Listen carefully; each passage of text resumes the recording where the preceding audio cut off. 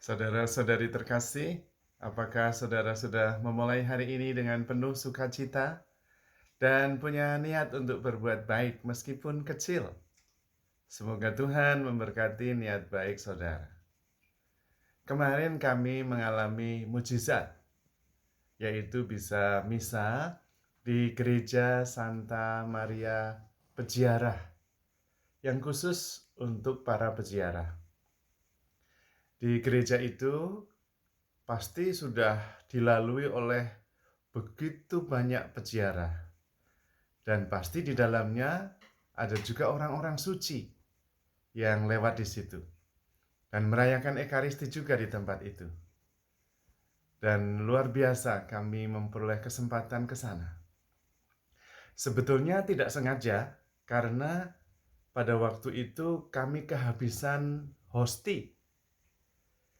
Jadi rupanya saya salah menghitung jumlah hosti. Sehingga kehabisan hosti untuk misa. Maka kemudian kami mencari tempat untuk bisa merayakan Ekaristi. Syukur-syukur kalau kemudian bisa mendapatkan hosti untuk misa pribadi bersama dengan rombongan.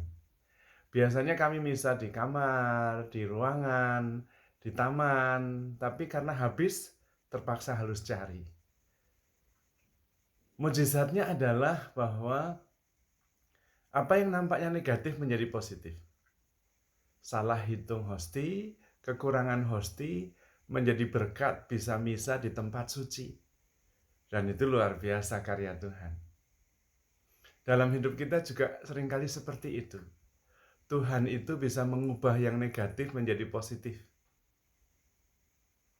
Sebetulnya salib juga seperti itu sih. Salib adalah peristiwa negatif, kematian yang mengerikan, tetapi menyelamatkan. Maka kalau Anda semua mengalami peristiwa negatif, jangan mengeluh dulu, jangan mengumpat dulu. Percaya dan berdoa kepada Tuhan, serahkan kepada Tuhan. Bisa jadi yang negatif justru menjadi berkat. Itu yang juga seringkali disebut dengan blessing in disguise. Bedanya adalah sikap iman kita. Kita bisa ngomel karena kekurangan hosti, kekurangan anggur. Kita bisa ngomel, bisa negatif karena peristiwa-peristiwa negatif dalam hidup kita. Lalu tidak ada apa-apa karena mengeluh saja, tidak mendapatkan jalan keluar.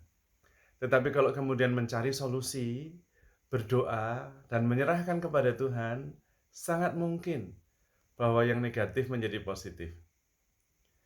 Kami sendiri kemarin merasakan begitu jelas rahmat itu. Karena banyak hal yang nampaknya kebetulan untuk menemukan tempat itu.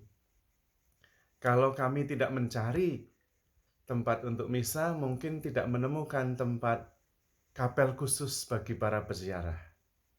Dan kapel itu namanya adalah Maria Peziarah. Dan memang benar bahwa Maria yang pertama kali mengadakan Camino ketika dia mengunjungi Elizabeth saudaranya. Dan Camino itu dia jalani karena kabar dari malaikat Gabriel. Paling tidak 3 hari Bunda Maria berkamino menuju ke rumah saudaranya itu. Dan dalam keadaan hamil. Maka sebetulnya Bunda Maria itu berkamino untuk menemukan Tuhan. Tapi malah Bunda Maria berkamino membawa Tuhan kepada Elizabeth.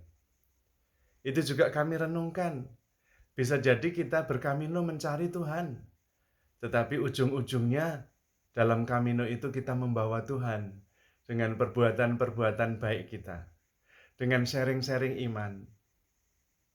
Yang negatif bisa menjadi yang positif. Tetapi memang benar bahwa kita tetap harus percaya, harus terus berjalan, harus mengandalkan iman di dalam hidup kita. Bahwa segala yang baik akan tiba pada waktunya kalau kita percaya dan terus berjalan bersama Tuhan. Karena Tuhan mengasihi kita. Tuhan membimbing kita. Dan itulah Pilgrims in Hope, Pilgrim on Hope, perjalanan berkamino dengan membawa harapan. membawa sukacita, karena percaya bahwa Tuhan mengasihi dan menemani. Kita semua begitu dikasihi oleh Tuhan. Apapun yang terjadi positif maupun negatif, kalau kita percayakan kepada Tuhan, Tuhan akan mengubah bahkan yang negatif menjadi berkat. Karena itu saudara-saudari terkasih, handle yourself with care because you are loved. Tuhan memberkati.